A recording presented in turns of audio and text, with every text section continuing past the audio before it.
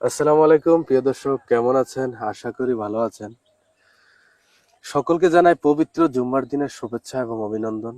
আজকে জুম্মার দিনের আসরের পর আমরা ভিডিও করা শুরু করছি। আলোচনার বিষয়বস্তু হয়েছে, যেহেতু আমরা সামাজিক শিক্ষণীয় ভিডিও করার চেষ্টা করি সব সময়। তো একটা সন্তান জন্মগ্রহণ করার পর কেন তারা খারাপের দিকে ধাবিত হয়, আজকে আমরা দেখছি অধিকাংশ সন্তানগুলি খারাপ হয়ে যাচ্ছে। মাদকাসক্ত এক নম্বরে আছে, খারাপ বন্ধুদের সাথে মেশা, তার বাবা মার সাথে বেয়াদবি করা, মুরব্বীদের সাথে বেয়াদবি করা। এগুলির পিছনে টোটাল কারণ কি? টোটাল কারণ বাবা মারা পর্যাপ্তভাবে খেয়াল না রাখার কারণ।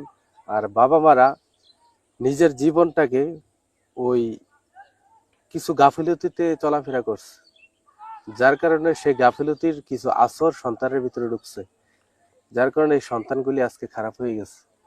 আজকে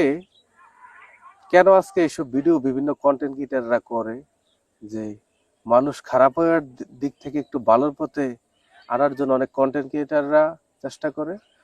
বেশিরভাগ ভূমিকা পালন করে আলেম ভাইরা, বিভিন্ন ওয়াজ মাহফিলে তারা অনেক চেষ্টা করে মানুষকে ভালোর দিকে ফিরিয়ে আনার জন্য অনেক চেষ্টা করে। কেননা সমাজে যদি খারাপের প্রচলন বেড়ে যায়, যদি একের পর এক অশ্লীলতা বেড়ে যায়, আপনারা আমার মা বোন সমাজে অবহেলিত হয়, ঘৃণিত হয়, লজ্জিত পায়।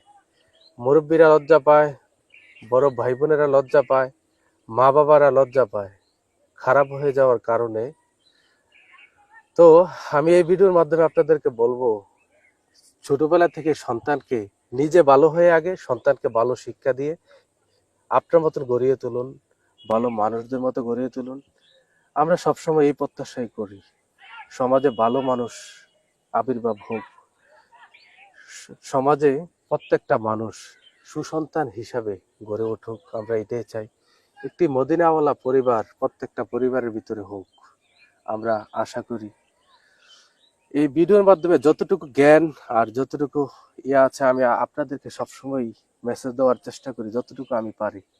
আমার কথাতে যদি কোনো ভুল হয়, আপনারা কমেন্টে আমার ভুলটাকে ধরিয়ে দিবেন। ভালো থাকবেন, সুস্থ থাকবেন, কোরআনের পথে থাকবেন। আল্লাহ হাফিজ।